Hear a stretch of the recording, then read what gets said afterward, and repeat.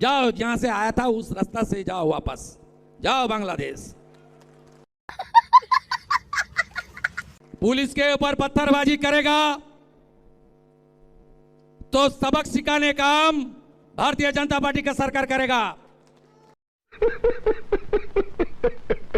तो ममता बनर्जी को समझ में आ गया कि सत्ता तो गई।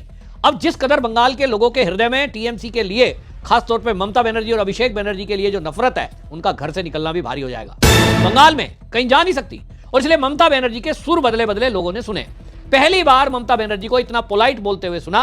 ममता बनर्जी लगभग लिटरली गिड़गिड़ा रही है। ममता बनर्जी गिड़गिड़ाए वाले लहजे में क्या बोल रही है? वो कह रही है कि हमने जो यहां इतने दिन सरकार चलाई, अब हम जो है सत्ता में नहीं है, तो अब क्या कह रही हैं कि लेफ्ट और जो बाकी लोग हैं वो हमारे साथ आए, अब हमें दिल्ली की लड़ाई लड़नी है।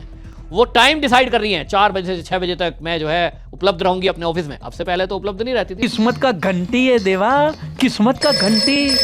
फटी विस, फटा हुआ कुर्ता, नंगे पैर।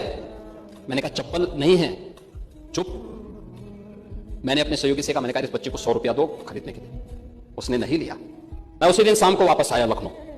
मैंने बुलाया वित्त सचिव को भी और बेसिक शिक्षा परिषद के भी प्रिंसिपल सेक्रेटरी को बुलाया। मैंने कहा भी देखो, प्रदेश भर के हर बेटी के लिए 2 uniform, bag, books, shoes, socks अनिवार्य रूप से करो। याद करिए ना, 17 के पहले उत्तर प्रदेश की बेसिक शिक्षा परिषद में पढ़ने वाली बेटियां नंगे पैर स्कूल जाती थी। 60% से अधिक बेटियां नंगे पैर जाती थी स्कूल।